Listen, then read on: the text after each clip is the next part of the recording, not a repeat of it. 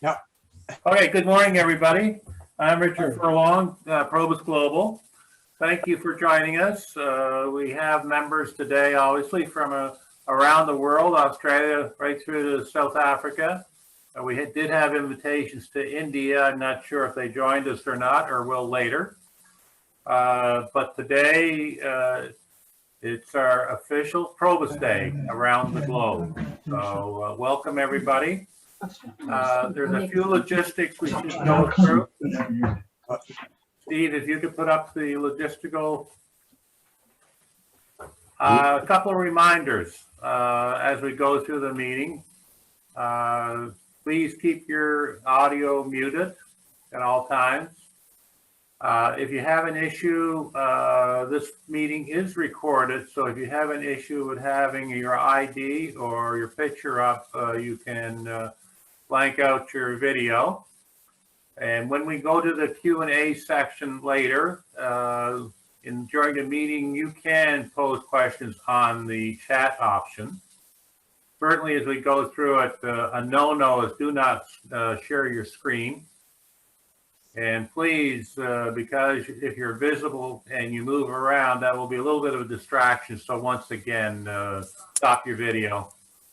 And as I mentioned earlier, this is being recorded and will be put on our website for later viewing and for distribution. So let's moving on. The agenda today is Rob will talk about PROBUS Day around the world, and PROBUS Day in Australia in particular. And then we'll go to a Q&A, which I'm sure will be very live and very fruitful in everybody's thoughts and comments. And we have some topics that we like to make sure we get into, and we can go through those later. But without further ado, we'll move over to Australia. And Rob Neary, who is the president of PROBUS Association of Queensland. And also, Rob is a management team member of PROBUS Global.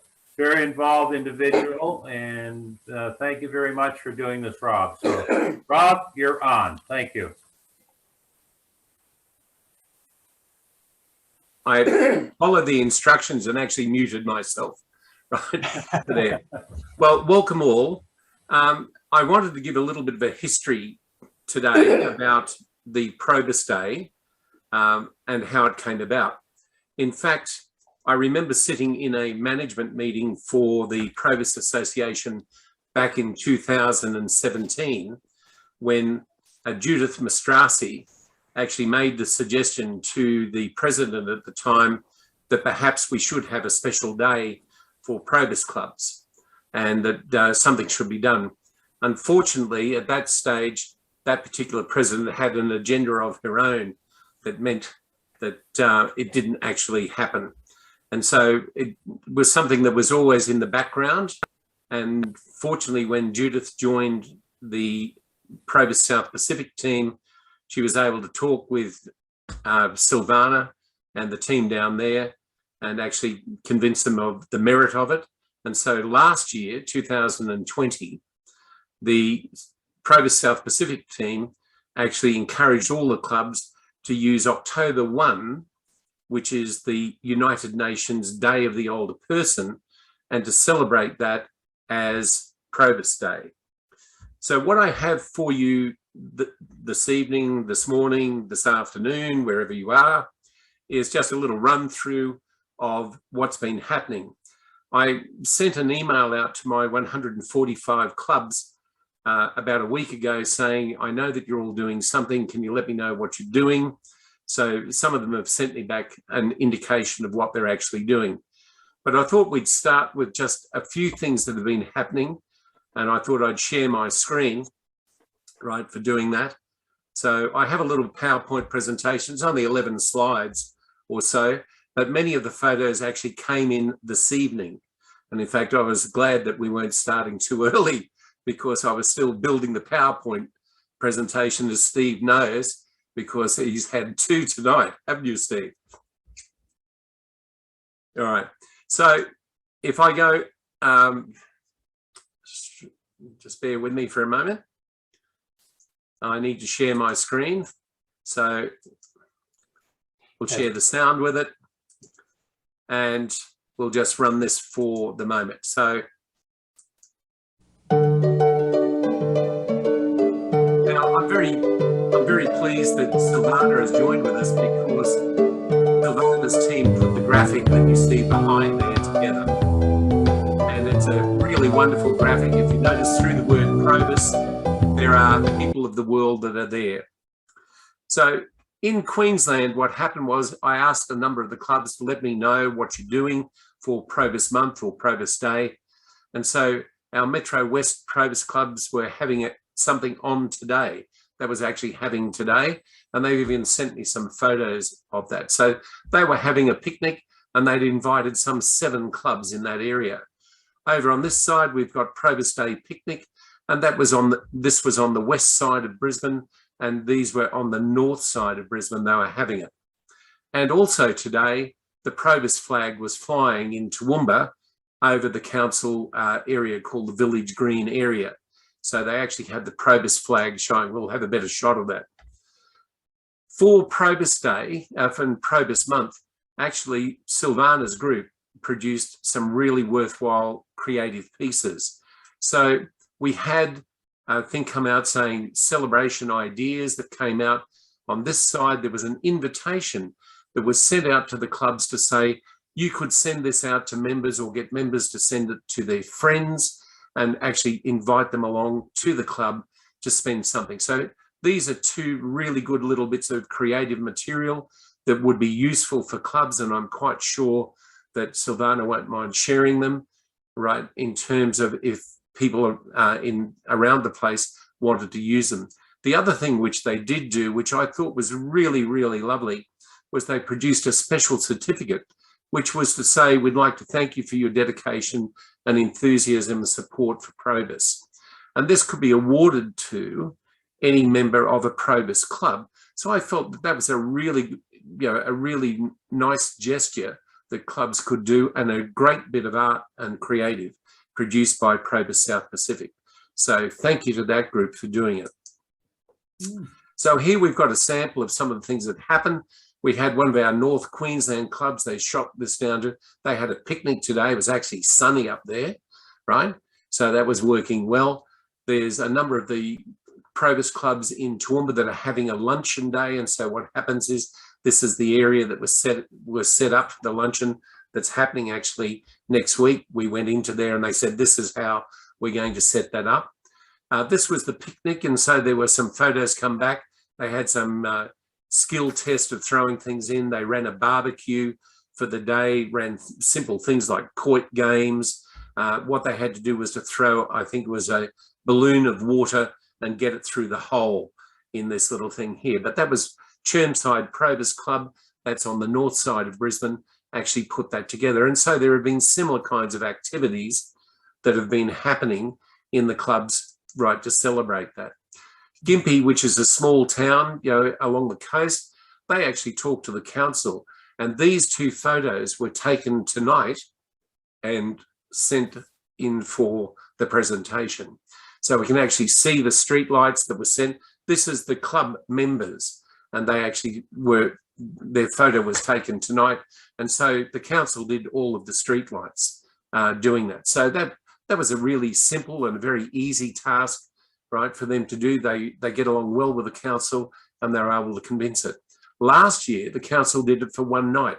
This time they're going to do it for a week. So often, just asking your local councils or your local government will actually do things. And in fact, in Bundaberg, which is the home of Bundaberg rum, for those people that enjoy tipple, right? The Bundaberg Council actually got the waters in their fountains changed to a blue as well. But not only that, there were vacant shops and in the town, in the main street. So the PROBUS Club actually contacted a number of the owners and set up displays for PROBUS in those shops. And that to me is quite innovative. That can actually be done. You may have malls or shopping centres or whatever, or even strip centres where that could be done as a way of promoting PROBUS. So remember that the whole idea of PROBUS Month, PROBUS Day, is to actually promote PROBUS as well. So Bundaberg, which is up the coast. So one of the, Richard would know Katrina from the Kalula coast. They actually had a barbecue today, except the problem is it was raining, but they had a morning tea, and they were giving away some of the stickers that we'd produced for PROBUS as a way of trying to promote it.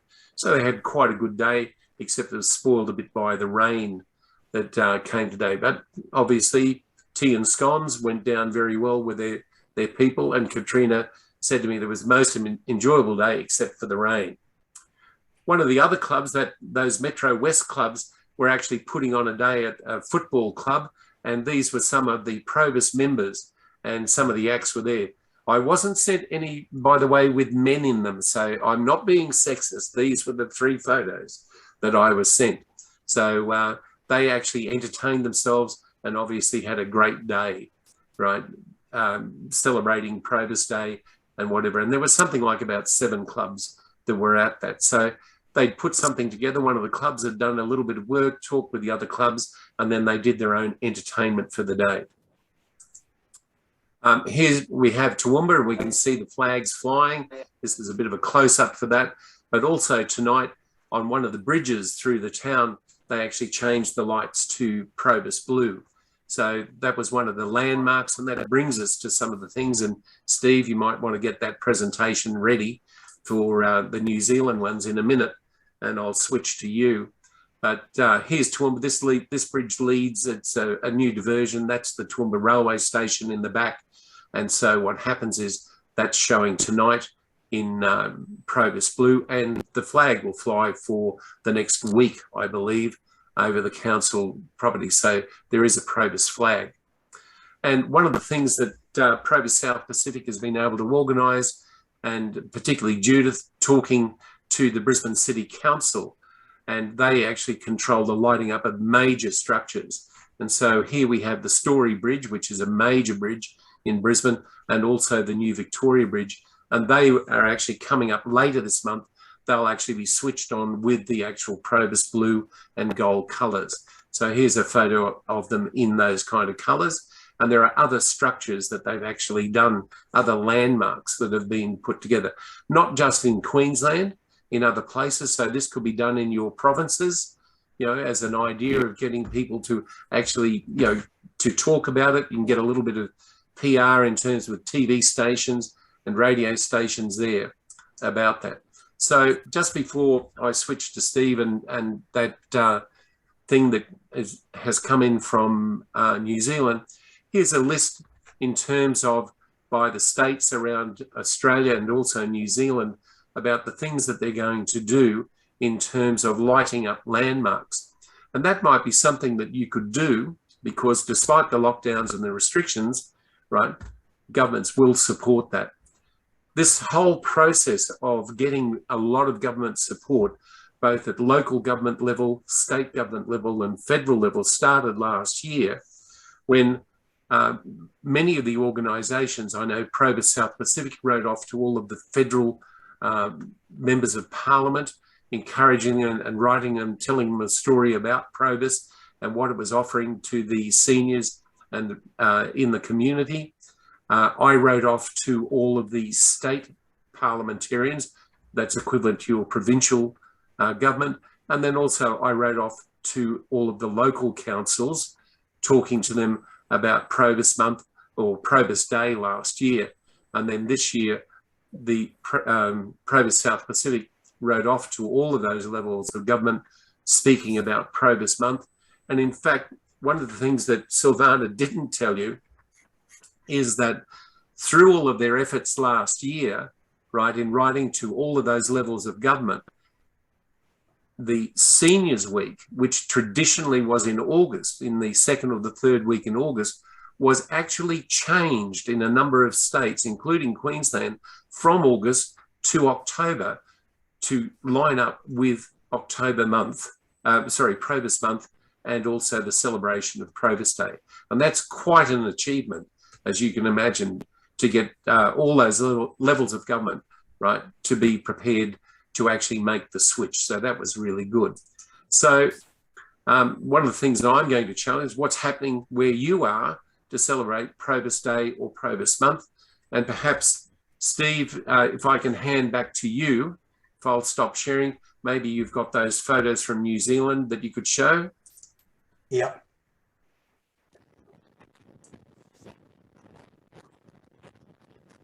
Oh.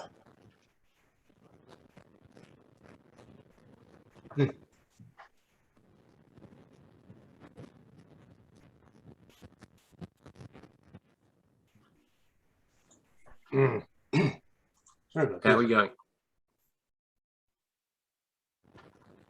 Can't find the silly. This is weird. Got it there. All right, Steve, I'll chat on a bit if that's Okay. it. So, Silvana, can I throw it to you? You'll need to put your mic on, right? Yep. Would you like to add anything to that presentation? Yeah, absolutely. Thank you so much, Rob. We're absolutely so amazed about how our community the PROBUS community in Australia and New Zealand has embraced PROBUS Day. Rob Neary is absolutely right. It was the brainchild of our now chairman, Judith Mastrasi, and it's taken a significant amount of work to make it happen. But it is humbling to see all levels of government embracing PROBUS, because they know the value of those social connections and they know how important it is. And you only, as Rob says, you only need to ask about the landmarks and look how many we were able to get lit up and how many PROBUS flags have been flying across everywhere. And just as we're talking now, I'm getting directors sending through lightings. I've just received a couple of videos of lightings in Western Australia and stuff in Tasmania. So it is absolutely wonderful to see. And I'm just really, really encouraged. And Rob's right, the collateral that we produced at the virtual meeting I mentioned earlier, where they had over 85 people, 21 PROBUS Day awards were issued to members, and not just management committee members, but all those members that are in the background helping out. And it was wonderful to see members being recognised that way through those PROBUS Day awards. And I think that what's important too, Silvana, is this gives PROBUS an opportunity to actually showcase what it actually does in the community in terms of providing a really good social experience for retirees and semi-retired people. Because I think what happens is these days there's so much focus on youth, right? And on people with disability and those sorts of things, that I think the focus on we older people gets lost every now and again.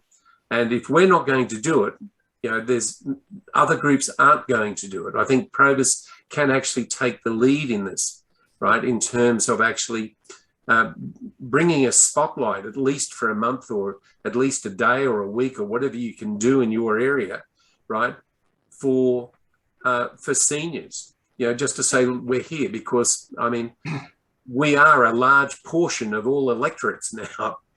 You have to remember that. Correct, Bob. Yeah, you're absolutely correct. And I think there's, a lot of focus when people are planning their retirement. I mean, a lot of focus is put so much on your financial well-being and not enough on that social well-being. And if COVID's taught us anything, it's taught us that, this technology stuff is great, but it can only do so much. It is those face-to-face social connections that people really need in their lives. And we've got to use PROBUS Month we've got to generate that awareness all the time and continually share that message. But I think PROBUS Month gives us an opportunity to really highlight, particularly with government and the wider community, about the significant role that we can play to help mature members of society, stay socially engaged. That's what it's all about. I have the video ready to go. Fantastic.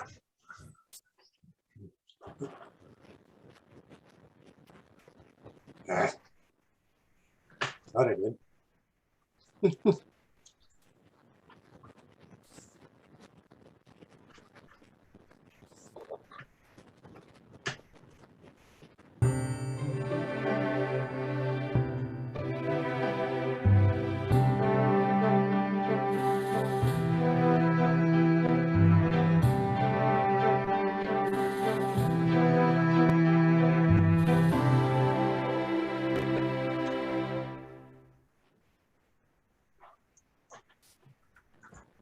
Well, that looks great, doesn't it? Absolutely fabulous. And I'm sure that there are landmarks in your province, in your town, that could be lit up in the PROBUS Club, in the PROBUS colours when it comes to maybe October of 2022. Richard, that's it for me, mate. You're on mute.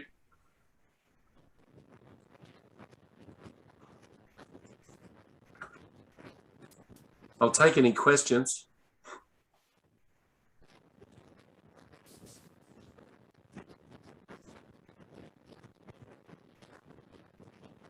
Everybody's on mute. Ah, I'm off mute, yes. There you go. Everybody was very keen when I was on mute, but they didn't have to hear from me, yes. All right. Nick has asked me a question and said, may you have a copy of the slide presentation? I've actually sent one to Steve, but Nick, I'm happy to send one to you. What I will do is I'll put it up on OneDrive and then share it and send you a link sharing, and then you can download it because it's about 25 meg, I think. Steve, is that correct? I'm not going to switch from the screen to find out right now. No, that's all right. I think it's about 28 meg, but if you want to download, you're most welcome to. And this recorded video will be on YouTube Sure. probably by Monday. So anybody who wants to see the entire meeting can watch it later. Sure. Are there any other questions from anyone? Sorry, Rob, we might include in that, and we'll send you, I think you'll have the files, but we can include all our PROBUS Day collateral if you're all interested in seeing that as well and utilising that for next year. All right. Rob, I had a question that's on the chat line. Have we ever had any communications with the United Nations? I'm unaware of that, Richard, to be very honest with you. I certainly haven't taken that up with them. It could be something that we could follow through on, right? The issue is to what effect, what would we be hoping to get from them, because it is their Day of the Older Person. It's a gazetted day from them. I'm not sure what we might be able to get, other than if we did some PR and maybe they'll put that in, say, an announcement or something that they put out about it. We could probably structure up some kind of PR statement or media statement sent to them. They may be interested to include that.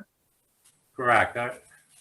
On their website, I went in and went to their general communication channel, but never did get a reply from them. And here in Canada, there's a department with the Canadian government for seniors.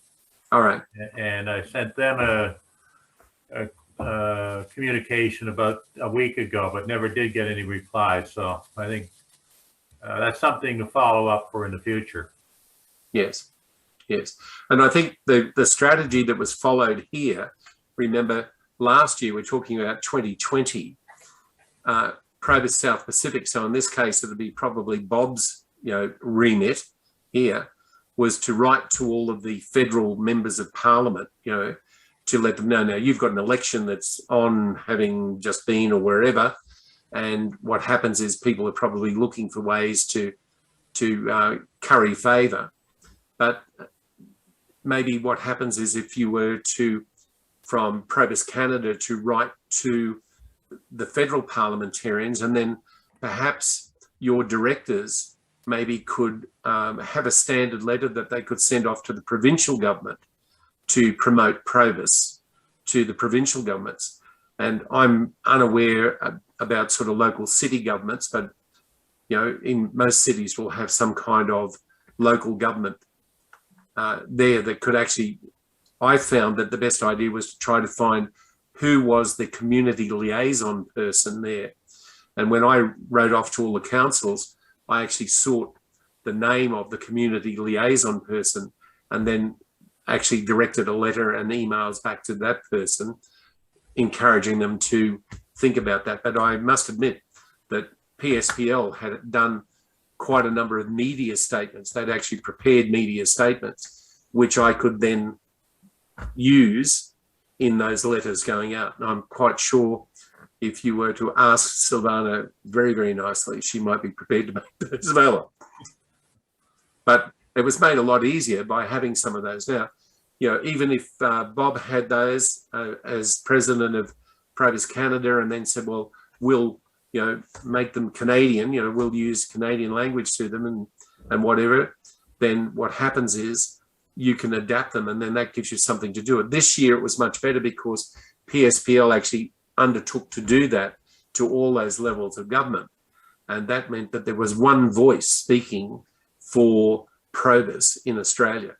And I would advocate that. That's a good way to have it happen. Yeah, because it doesn't confuse the message. Yeah. Yeah, sorry, Rob. Yeah, we're happy to share all of that stuff. You know, I think it is really helpful, as you say, to have that one voice. And we have, you know, we timed, if I may, just Rob, we timed our media releases. So, you know, there's always something that we're talking to them about. We started talking to them about PROBUS Day a few months ago. And even today we issued media releases with our PROBUS Day video, which we'll share with you guys as well. And, you know, and about the lighting of landmarks last week, and we'll share another one with them in a couple of weeks and put all the landmark lightings together as well. So there's always an opportunity. Every time there's an opportunity to talk to government about something that's going on in PROBUS, we do let them know, because that just helps generate awareness. Good, thank you. Are there any other questions, Richard, or anyone? Why don't we unmute everybody so we can open up for discussion? Sure. Okay.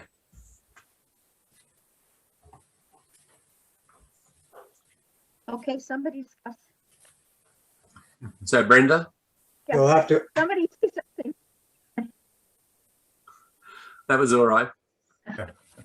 I was gonna say that our clubs, I find that when they're a smaller club, I think it's more intimate and people enjoy it more. Some of these large clubs, like 300, 400, 500, 600, I don't know how you could know everybody and get to know people and have, well, you have fun, obviously, but I think it's more intimate with smaller clubs, personally. Sure. And also it's because of the venues as well. A lot of venues cannot hold that many people. Bob, can I ask you, as president of PROBUS Canada, would you think would writing out to all the federal and provincial governments be considered as not in the remit of PROBUS? I have to really give that a thought. I think we would discuss that with the board of directors to see the direction we will go in the future. As I mentioned earlier, some people may not have been there. We've been celebrating PROBUS month since 2013, and certainly we'd like to connect with the October 1st date.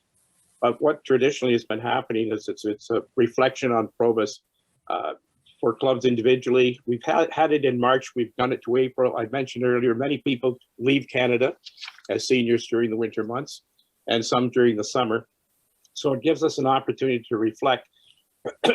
Our vice president right now, who is Brenda, she coordinates reaching out to all the clubs in terms of PROBUS month. And we do have town councils. We do it more on the local level at this point. So town councils proclaiming a proclamation about PROBUS month in a particular town, or flying the flag for a month. That's done in many locations. Sure. But to celebrate over that period of time, but it's certainly something I think we should think about as a group, board of directors, if we start to go that direction to make it more and more aware. We do have only our 253 clubs, but we had up to 40,000 members. We're not as large as South Pacific, but we certainly are growing, and the interest has been, you know, as Brenda mentioned, we've got several clubs. Hopefully will be returning or will be added to our list. But I do like the idea, something to discuss with the board members, how we will proceed in the future, because October 1st for next year, we could certainly build towards that. But our main celebration has been traditionally in Canada, March and April. Yeah. And again, as Brenda mentioned, the intimacy, I have thoughts of that as well. I mentioned the club was 600. A few years ago, they took a vote and refused to break up. They felt close enough. They actually have a brochure with a picture of every member. So even though they're large, a club can have 8 clubs as opposed to 1 or 2. They can have 5 bike groups as opposed to 1, but they still meet together. So on a monthly basis, but when it comes to intimacy, they're still sharing among themselves. Again, it might be a card game. Well, instead of one, there's 5. So we still handle it that way. I know how different it must sound to some people in another country where your average is maybe 40 people. We saw a picture there in New Zealand where the club was out in front of the, in the evening, and that was probably its full membership. That would maybe be in a Canadian club, that might be just the book club. So we certainly approach it from a little different view. Why we've grown the way we have, I honestly can't tell you. But it was mentioned earlier about the venues. That large club actually meets in a community center where there's an arena. Some of the smaller clubs, a lot of clubs meet in churches, and I'm sure it's the same for clubs in any country. But it is curious when Richard provided the details of the average club size in different countries. I was quite shocked, to be honest with you, the size of our clubs compared to clubs in other countries.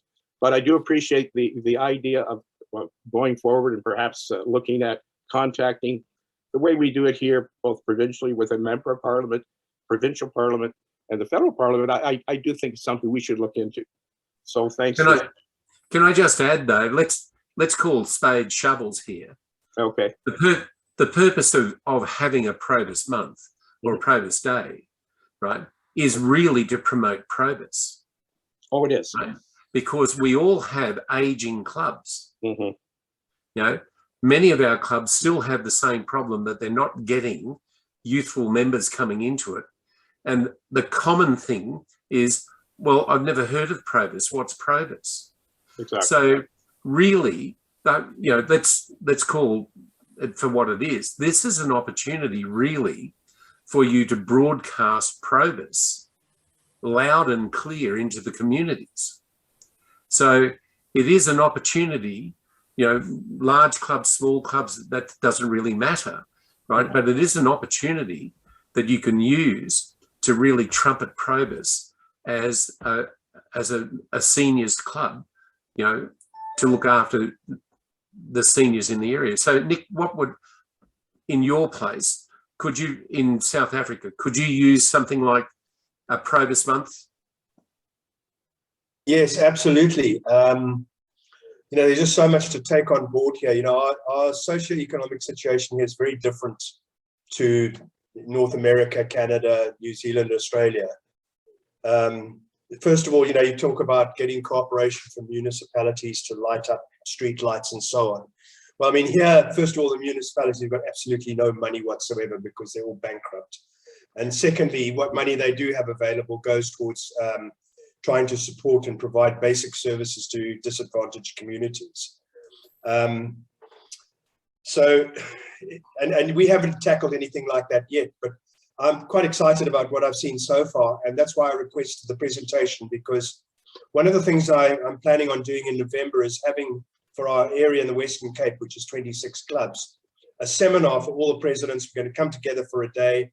We're going to present ideas, and I want to throw this concept to them and see if we can light a few fires, because unfortunately, I think relative to what I've heard today, we're kind of smoldering here, and we really need to fan the flames a bit.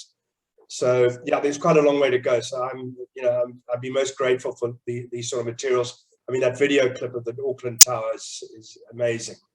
And I think this will blow people away and make them realize that we need to step up and do a lot more than what we're doing at the moment.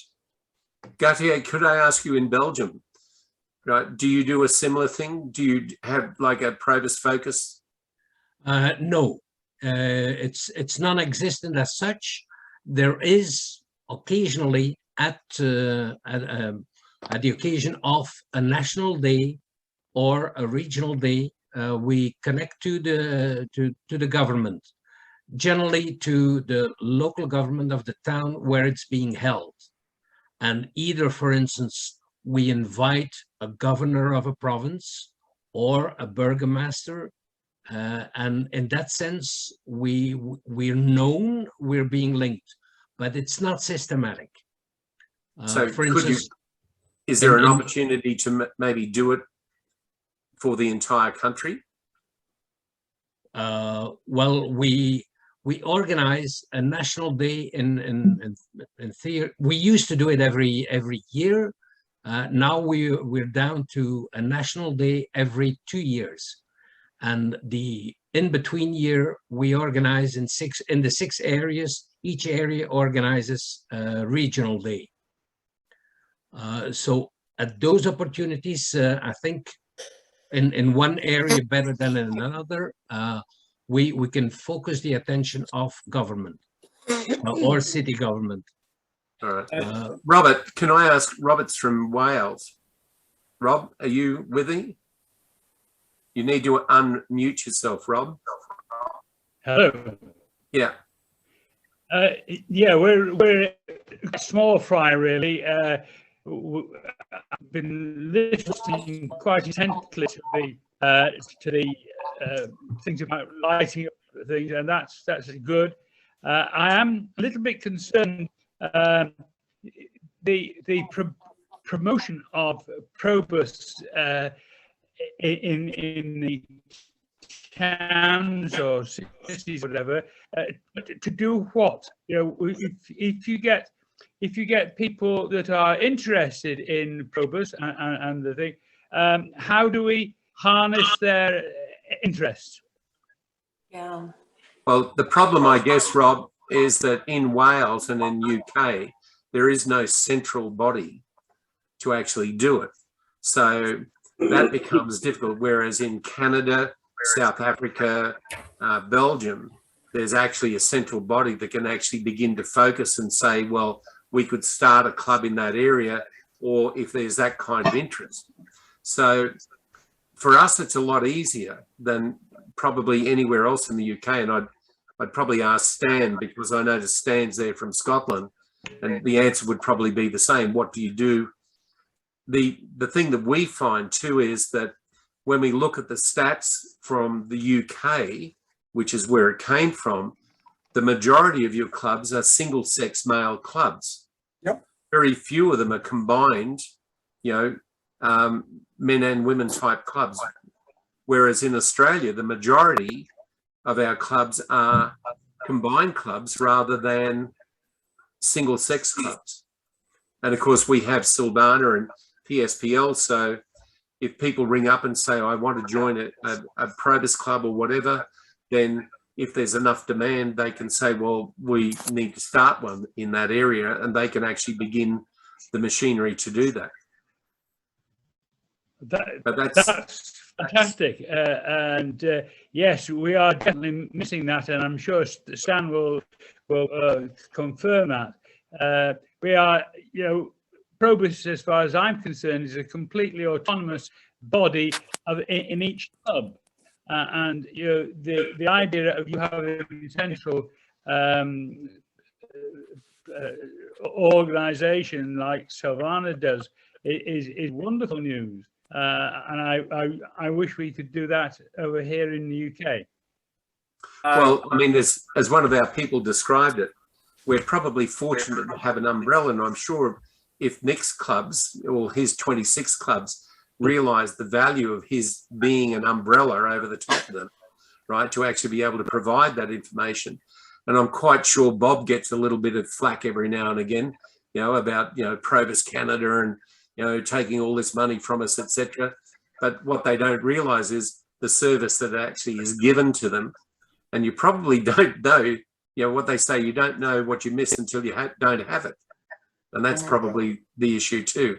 So the PROBUS Day, the PROBUS month, remember, is really there to focus the community, their attention for at least a day a month or whatever you're going to do on PROBUS as a service to seniors, retirees and whatever.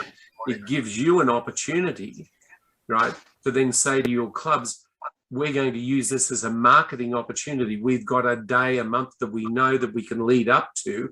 We've got 12 months from now to do that again in 2022. So you get the opportunity then to build PROBUS, right, in the area. I see it, it's a very good tool, right, albeit an artificial one that we're creating, but a very good tool to actually bring the spotlight onto PROBUS so that those people who say, I've never heard of it, or I don't know what it does. It gives you the opportunity to actually shine the light on you and what PROBUS does. I think I'd commend every club to think about doing something seriously for 2022. I can make a clarification on one or two things here. As far as PROBUS Canada, our clubs are autonomous in the sense that they decide on how they're going to operate. The one thing we have in common, every club has the same constitution. Yeah. So there's contradictions, can be. But just a very quick breakdown. We have 253 clubs. 43 are women's, 38 are men's, and 172 are combined. And just as I know it's quite different for South Pacific. However, our charge per member is between $2.50 and $3 a member for each club member. Sounded like a reverberate. Somebody's got their up. Yeah. Here, Just let me talk a little bit about one of the programs that PROBUS Global just instituted, and that's a country or region coordinator.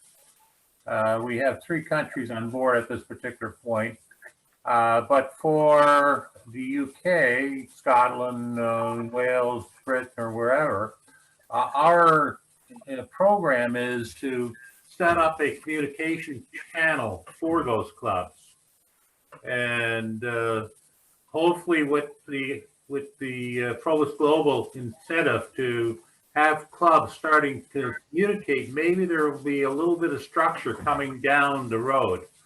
I know Nick in South Africa has really taken that program to heart, and he is talking to his membership about joining PROBUS Global, so there will be continuous communication.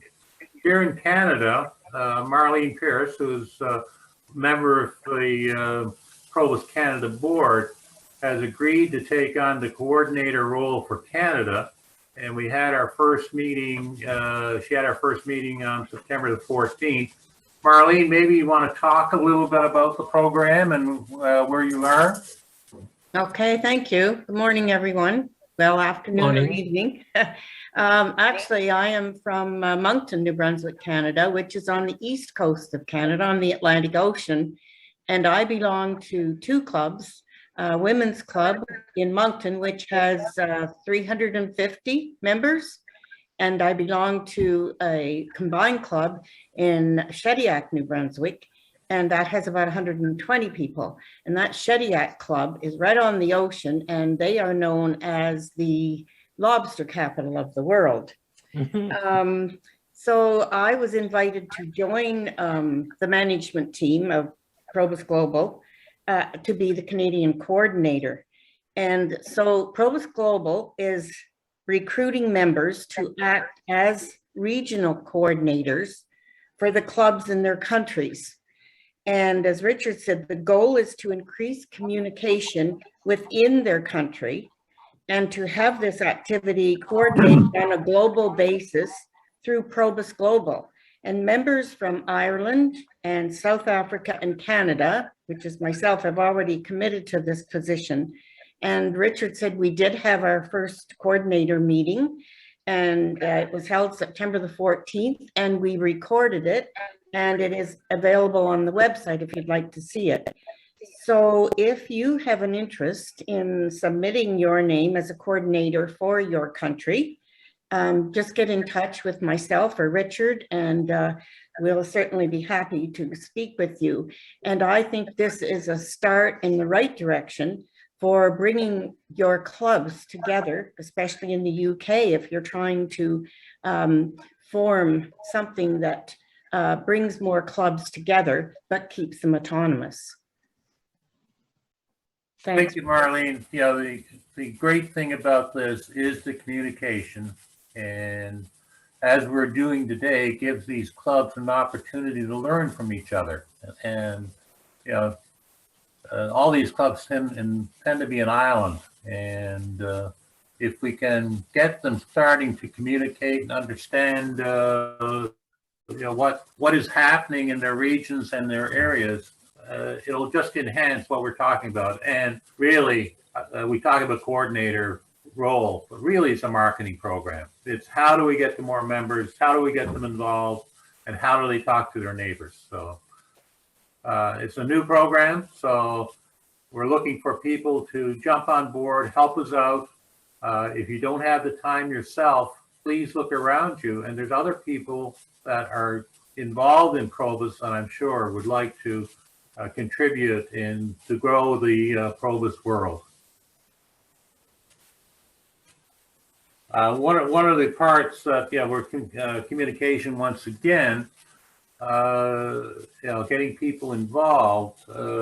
We have a question of the day. And Peter, do you want to talk a little bit about that and how it's been reacting around the world and how people are communicating? Sure, Richard. Let's lighten this thing up a little bit here. I'm in charge of having some fun instead of serious conversation. So we noticed that people were not coming to the website all that much, and thought about how to maybe get more people involved in coming.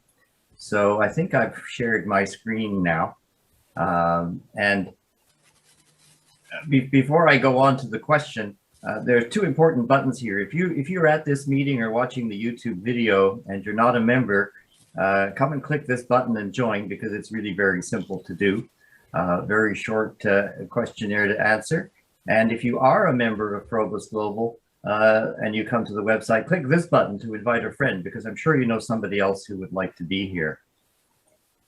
So the idea was somehow to get people to come to the website a little bit and have a little bit of fun with it. And something I've done with another group was have a question of the week. And I do not promise that this question will be every week, but question of every week or so. And basically it just gets sent out by email to those who want to receive it. And the question this particular week is, what is one small thing you do to make yourself happier? And of course, I will type in that I attend PROBUS Global Zoom meetings, because there we go. It's making me happy today. And submit that. But of course, you can look back to the questions from before. The answers are anonymous if you're answering before the answers are revealed, and then none of the answers get revealed till the end of the week when we find out. The first question was, what song takes you back, and where does it take you?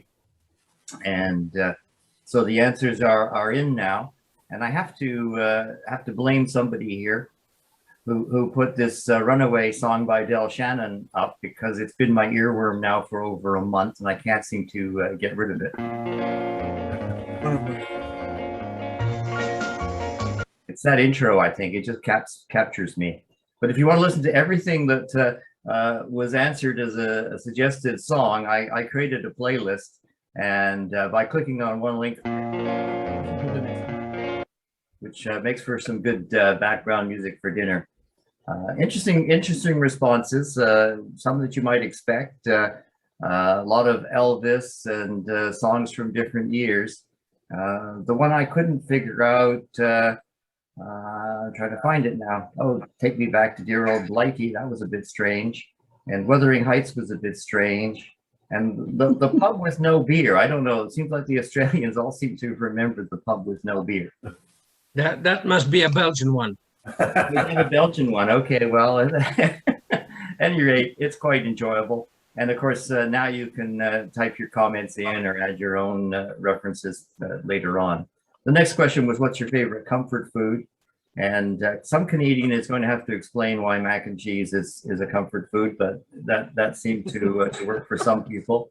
Sushi for others, pizza for a lot of people, a lot of chocolate, potato chips, smoked oysters seems to be a Botswana thing, and various what you might expect for comfort foods. Interestingly, toad in the hole, I wasn't aware that toad in the hole meant different things in different countries. I always thought it was sausages and Yorkshire pudding, but somehow in the US it means an egg fried in a hole of bread, which we refer to as gypsy one-eye, but we're not allowed to do that anymore. And then I looked it up on Google, and there are 66 different ways to refer to an egg in toast. And finally, last week was who would you invite to your ideal dinner party? And of course, it would make for an interesting party. At any rate, I will leave up the question for those who weren't aware of this to fill in for a few more days, and then we'll move on to another one. And if you want to suggest some questions, here's your opportunity to ask all 600 and whatever we're at, 40 members right now, a question about PROBUS Global, or about something you just like to know what they would like to know about. Peter, there's a question on our chat line about your discussion here. Okay, what happened to it? Oh, from Ken and Kathy Clark to everyone. Is there a way you can share these questions, the answers, with our club members without them being a member of PROBUS Global? well, the answer is make them become a member of PROBUS Global. No, right now the questions and answers are for members only, and that's because the conversation afterwards does include the identification of who is in the chat, and what we do is you don't get to find out who all the other members are at PROBUS Global without becoming a member yourself, just to afford a little bit of privacy there.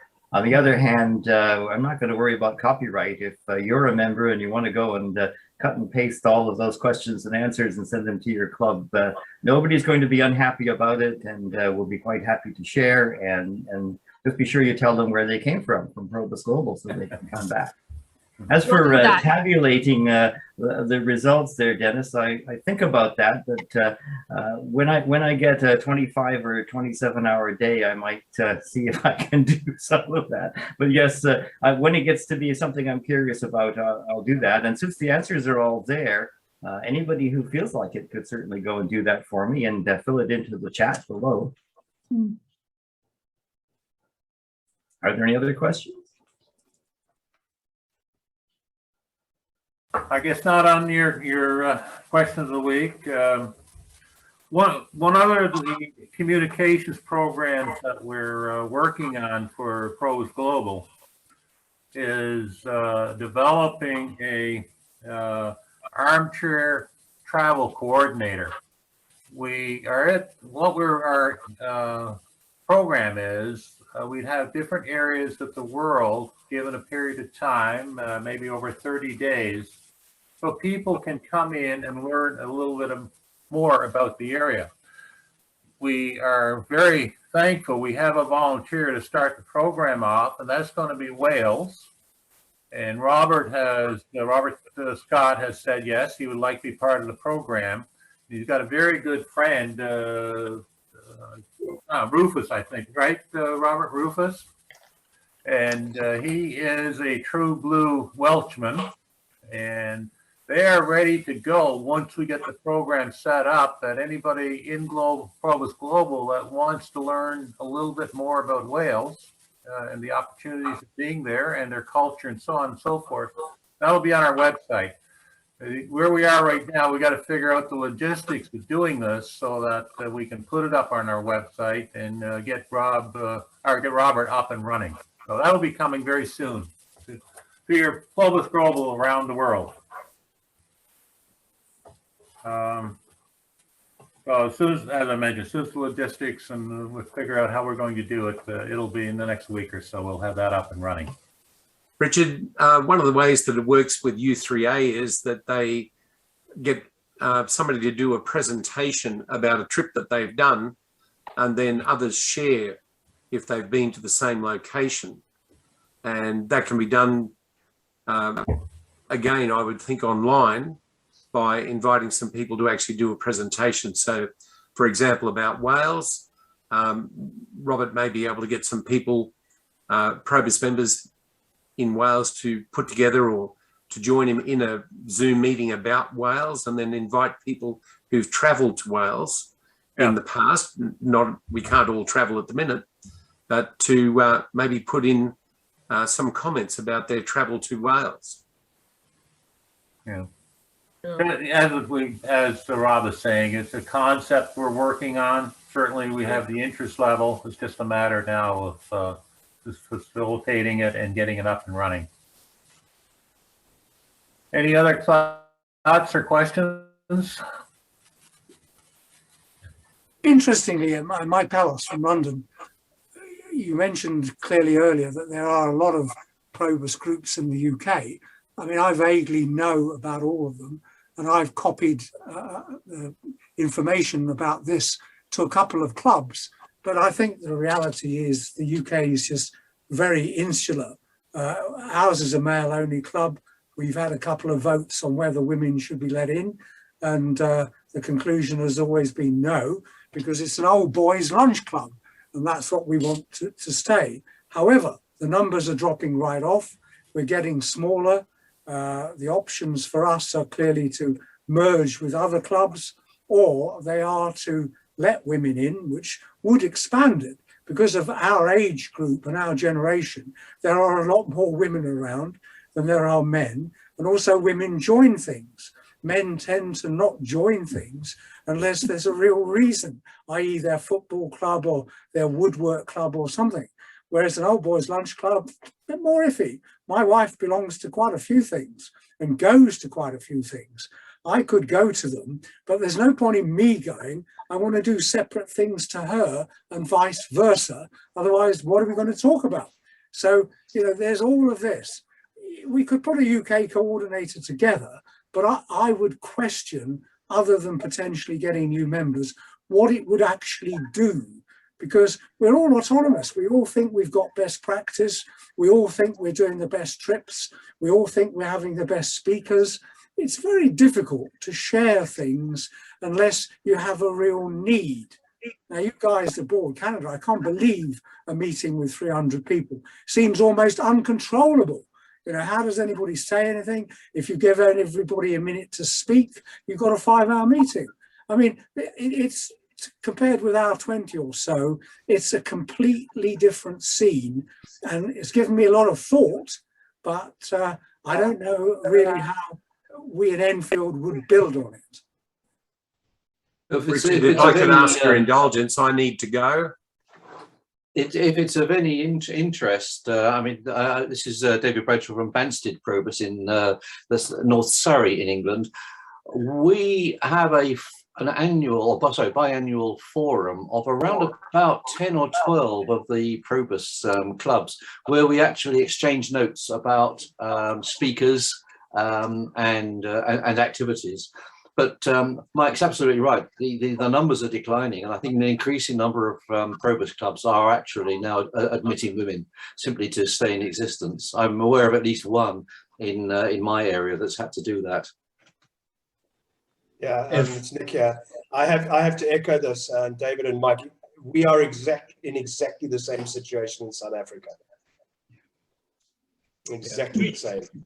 We in Wales have actually combined. We are a mixed club, and unfortunately, I have to agree with Mike in every way.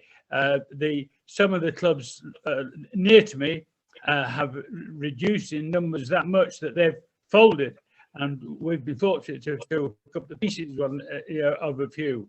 But it is very difficult to understand how Canada does it or whatever. But I have to say that I agree with Mike and indeed with Nick, who's agreeing as well. It's we are having a hard time in the UK. I have to point, if I can throw something in here. I was looking at the Google search results that led people to arrive at the PROBUS Global website. And the most common search that brings people there is, where is there a PROBUS club near me in the UK? And that really points out that the lack of a UK organization or even a well-curated list, which is another question I'd like to talk about. It means that people are having trouble finding the clubs. There are people who want to join PROBUS, who've heard about PROBUS, and they're still trying to reach the clubs. I'm also finding recently, since Shirley is no longer with us, Shirley Roberts was our membership coordinator, and for, I don't know, maybe 20 odd years, she curated a list of all of the UK clubs. And that was a very important task, which has now kind of fallen to nobody. And it would be great if somebody from the UK would be interested in taking over that role. But I'm finding a lot of people are showing up on the PROBUS Global website, finding reference to a club in their town and sending me a message saying, you know, when do you meet, or questions about the club, which I can't answer because I'm really not in contact with them. So that's something somebody from the UK might think about, is how to help us out with that particular part of what PROBUS Global has been doing. Well, there is a website which has got a list of the PROBUS clubs that people can go to, and most of them are hyperlinked to an email address or a membership secretary or something like that.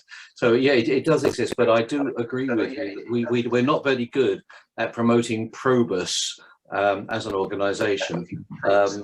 I mean, I got into PROBUS simply by putting in PROBUS and my town into Google and seeing what came up. And as it happens, the one that came up wasn't my local one, but one that was much better at publicizing themselves. Yeah, that's exactly the case. There are certainly clubs that have websites and are on the lists. And I've been looking at the various lists. I mean, we have something like 1,500 clubs in the UK on our list. And some of the other lists of UK clubs have 120 clubs. So the lists are very incomplete, but the majority do not have any kind of website. And it's only by Shirley's emailing these people from time to time and updating the phone numbers and addresses that our list has been kept up to date. I think, again, we have to point out how different we all are from Australia, New Zealand to the UK. And in Canada, again, just to reflect on a few of those or comment, say in the last 8 to 10 years, only combined clubs have been, we've only gained new clubs as combined.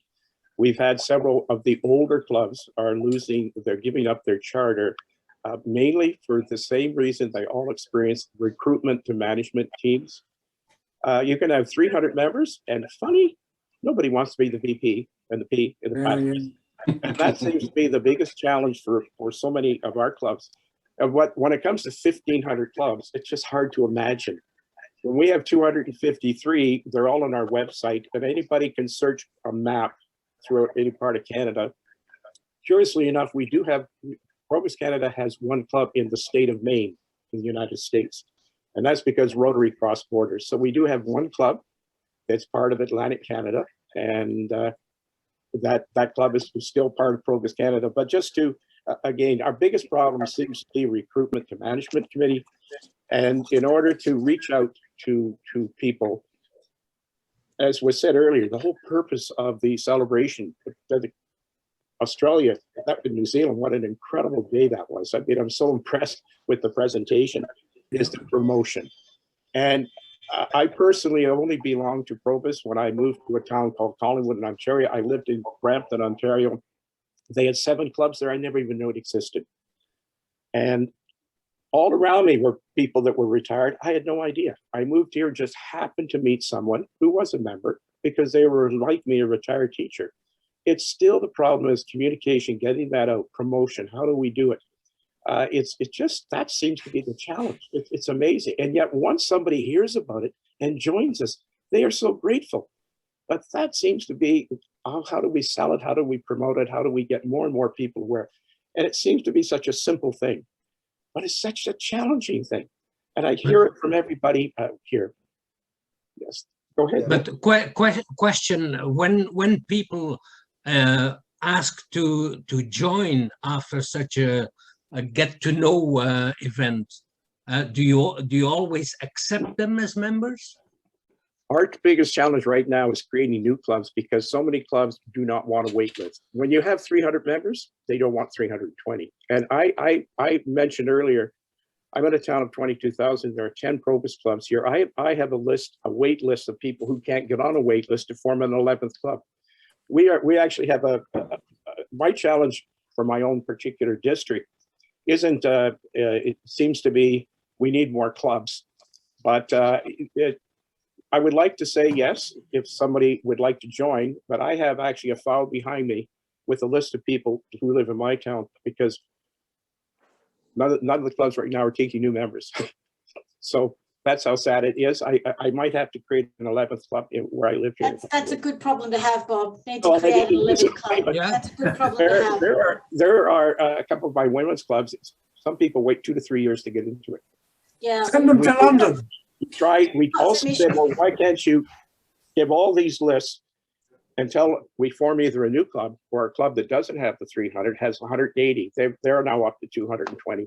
So there is cooperation. The other thing I think is important, I'm sure it does happen in the UK and in Australia, is if you have 3 or 4 clubs in a particular town, they really are cooperating. The other thing we try to do is if clubs do have newsletters, they're shared to all the clubs. So in my district, I have 31 clubs. Every newsletter from that is shared with the other 30 clubs. And it's amazing the ideas they get, because I think someone said earlier, we all think we belong to the best club. We have the best speakers. And I say, yes, you're right. When I'm there, you are the best club. And I say that to the next club. You are a member of the best club, because we all want to think that way. So we have our own.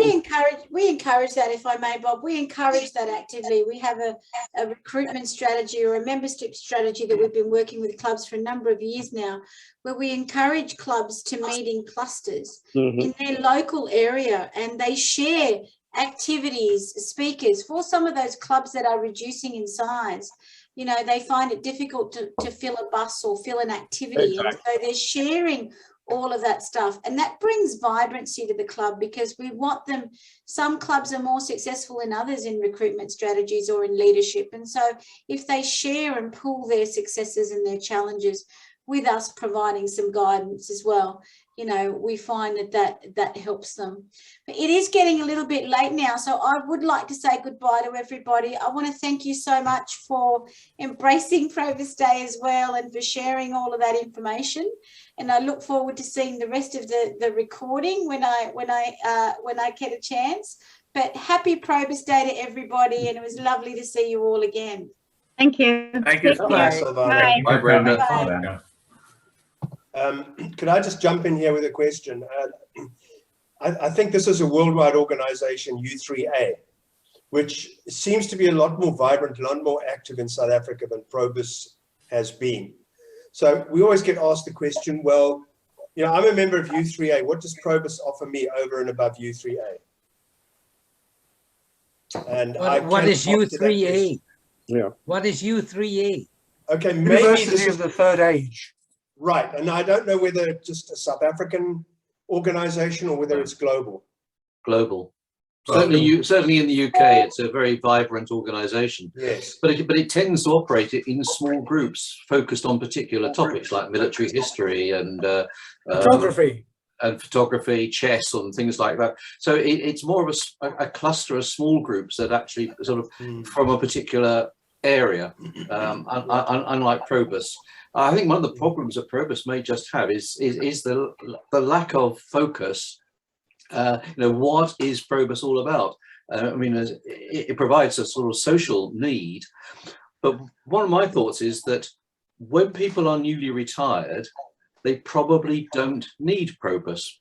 You know, they've got their families and what have you. It's only in later years when they start to miss the social element, but at that time, they probably are not in a position to go forward and start new things. Somehow we do need to be seen to be much more welcoming, I think.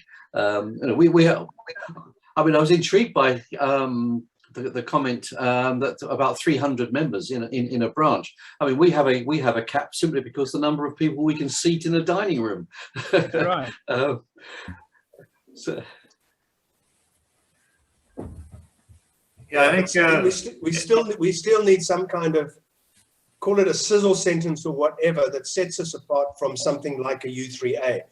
From what I understand about U3A in South Africa, it tends to be a geographically centered group around various centers, but out of that there would be sub-interest groups and various other things around that, which, you know, our clubs aren't really big enough here to facilitate that sort of thing.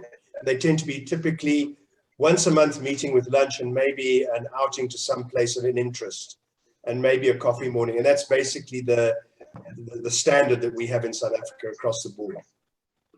My understanding is that University of 3A is hence the word university, is a learning process. In my woodwork club, there's a guy who teaches how to grind glass. So you sign up for a 5-evening course at the U3A to grind and engrave glasses. It's a learning, or as a presentation that would teach you something. PROBUS is meant to be, from why I joined, is exactly what everybody says. It's a social thing to meet other people of my vintage, to have a lunch, to talk, not be so lonely, and have a chance to get out. We run trips, we ran a lot of things, visits to museums, Air Force museums, you name it, tend to be military because it's old boys again. That's what the whole point was, to do things. And providing you continue to do that, people will join it. And that was the purpose, really, a social thing for older men. Now, if you mix it all up, it's a social thing for older people. Fair enough. That's what it is, and you'll attract people. Yeah, sure. Brenda, you wanted to say something?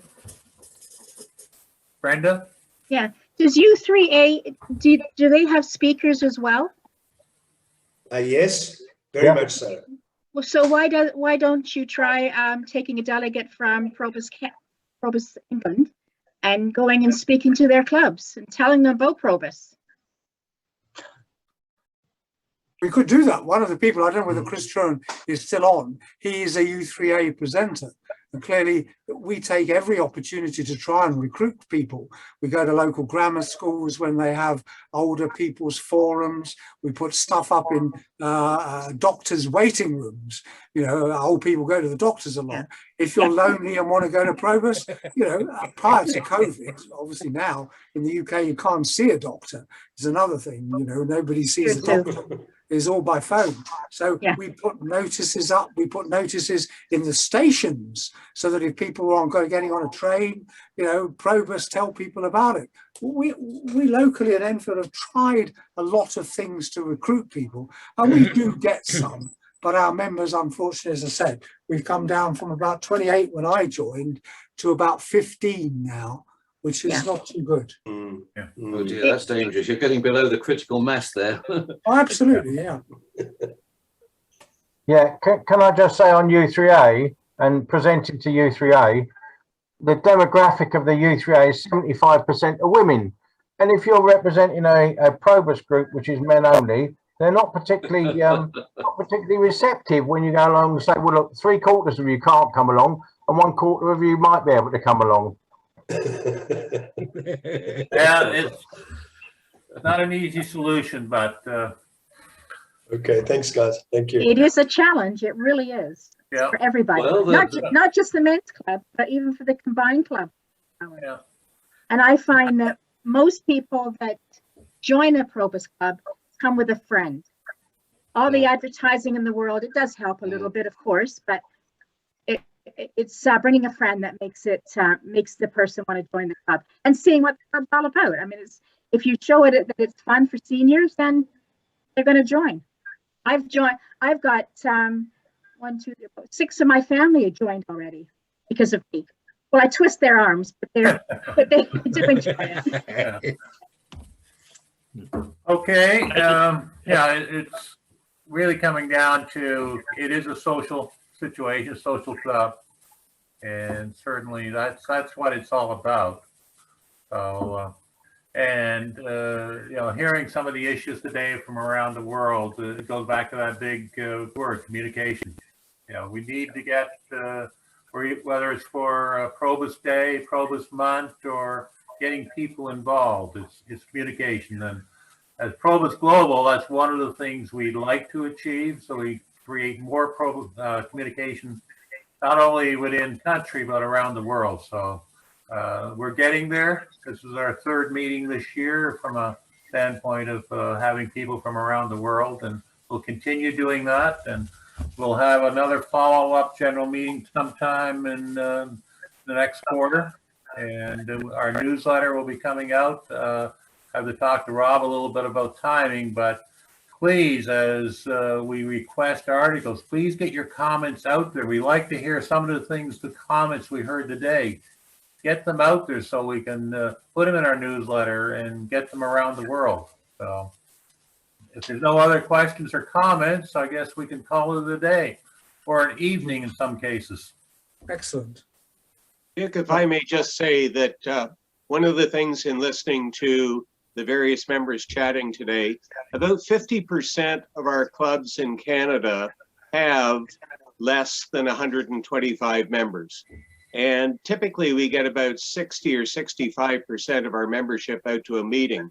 So the typical meeting is not the 300 or 600, it's probably 90 to 110 or so. And that does make it easier to chat.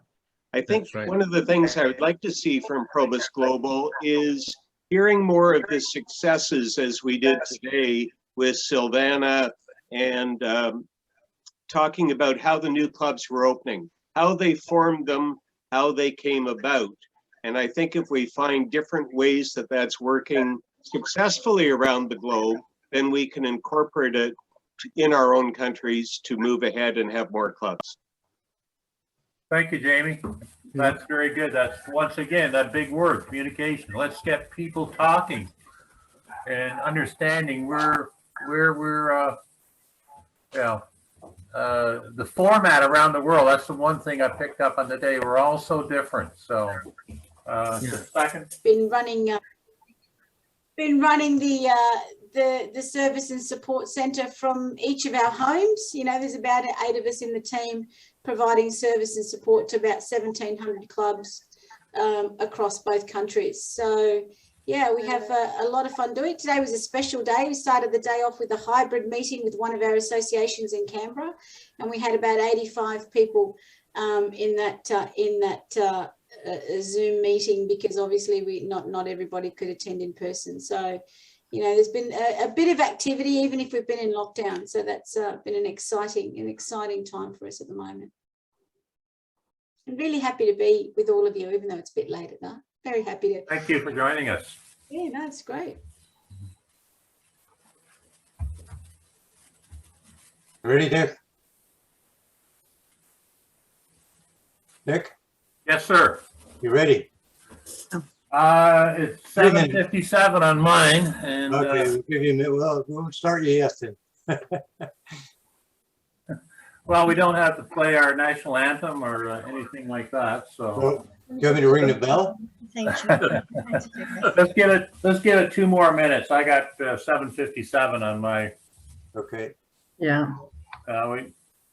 Just carrying on, we've been very fortunate in some of the states here. In Queensland, because we haven't been in the severe lockdowns, we've actually been able to charter or found a number of new clubs during the year. Wow. And last week, we actually started a new PROBUS club in Brisbane and in the suburb of Birkdale. And it started with 97 people signing up for the meeting. And that was quite remarkable. And on Wednesday of this coming week, I'm hoping to start another club here in Toowoomba. So I've been working on that. And we've got about 26, 27 people that have signed up and saying that they're coming along. They want to be members. We've actually got membership forms filled in for them. So we'll be actually having a founding meeting then. So we've been quite fortunate that we've been able to continue on and sort of grow PROBUS, at least here in Queensland, because we haven't had all of the lockdowns that they've had in the southern states. It certainly has made it very difficult, particularly in New South Wales and Victoria. And that's where the majority of clubs are here in Australia, right? Western Australia has been not in lockdown, but I'm not sure whether there's been any new clubs start there. But I know in the last year, I think we've started about 6 all up. So we're still trying to grow PROBUS here, and you know, it's certainly not made easy by COVID, I can tell you. Brenda, why don't you give us a little bit of update on your district? I know you had 5 or 6 clubs that were kind of in abeyance until the pandemic was over. I was in the midst of starting up 6 new clubs in my district. I have 34. I just lost one. It was an older club, and they relinquish their charter because they could get people to step up for the management committee. But I've got 6 more coming up, and I had one started. And last April, when COVID hit, I had just got their charter. They were going to have their first meeting, and we had to close down. They had 150 members starting and 100 on the waiting list. So they didn't have any clue what to do, so they had to stop for a while. But we've got them going a little bit with doing things online and having picnics. So they're starting to pick up, thank goodness. So there'll be another club there. So I've got about 7 clubs now that I'm dying to get out there and start up. But until this is all lifted, I can't do it.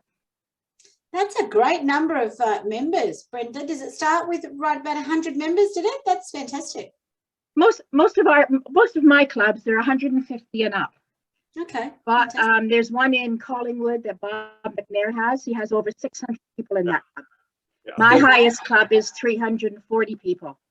Wow. It's generally across Canada, our average is closer to 150. And I know in Australia and New Zealand, the numbers are more in the 90s and 70s. So we have fewer clubs, but our membership is much higher. In a town I'm in, it's a town of only 22,000 people in Collingwood, Ontario. I have 10 PROBUS clubs. 5 of them have 300 members. And there's about 2,200 PROBUS members in a town of 22,000. But across the country, we average much higher than international numbers. So we do have a range. We do have some clubs that are in the the 2 digits, but most of them are in the 3. And my largest club has 580 members, Club called Leap Valley. So we're quite different. We're quite different from most of the clubs that are part of international PROBUS. It's quite. What sort of a turnout do you get, Bob, to those meetings? Presumably those in clubs. most cases, when we're in normal times, the average would still be probably around 50%. Okay. Because in Canada here, we have a lot of snowbirds that go south in the winter. And in the summer, cottages, depending where you are in parts of Canada. But I would say on average, it would be unusual for a club such as Beaver Valley they've had 600 members. They would have maybe 250 at a time. But they're all very active clubs doing a lot of activities, either outdoors or doing things together indoors. So very active. But the numbers, I know when Richard has put them together, whether it's in Belgium or it's in New Zealand or it's in Australia, we're quite different that way. Yeah, for some reason, Australia should have big numbers because you're a big country too. But it's almost like we have to think big, like why? However, that's just the way it is here. I have clubs with 140, 150. They're worried they're going to close because they don't have enough members. We're saying you're thriving with 150. Yeah, it's a bit of a different. I think our largest club here has got about 260 members, but very much driven by venues and where they can meet and all that sort of stuff. So but that's really interesting. Can I welcome Nick from South Africa? Good morning, Nick. Yeah, good day, everybody. It's actually afternoon where I am at the moment, but good to see you all. Good morning, Nick. We also have Gauthier de Brabander from Belgium. Hello. Good morning, Gauthier. Good morning, everybody. Thank you. Good morning, Gauthier. Hello, Gauthier. Good morning. Yes, it's good afternoon for you. Yes, that's right. Yeah. It's afternoon for Nick as well. Yeah. Gauthier is from Belgium, for those that don't know him, but he's known worldwide. So I'm guessing that I had to do that. Thank you. We're not sure, Richard, whether it's fame or infamy. We won't go there, Rob. I was just flabbergasted at the idea that a club has 150, 350, 600 members. We couldn't cope with that. If we call for a venue nationally, people say, well, 600, we can't cope with that. That may be an idea for a future meeting like this, is to discuss the framework of clubs around the world and how different parts of the world could help other sections. So that may be a future thought. Yeah. Well, we've come up a little past 8 o'clock, Steve. Are we ready to become official? I have Art Dunbar on the phone. He wants to know if anyone had issues. Have they totally shut down? His computer has totally shut down. Okay. Has anyone else had No, issues? He's on the phone. Yeah. Okay. Nobody else. It's him then.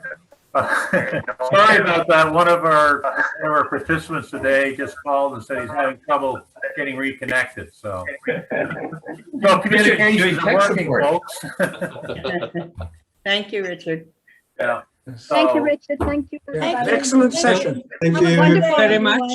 It was great seeing Bye now. everybody again. Okay, everybody, have a great Bye. rest of your day. Have a good night or a good day. Thank you, Bye-bye. Dr. Nice seeing everyone. Bye now. Bye all. Bye. Bye.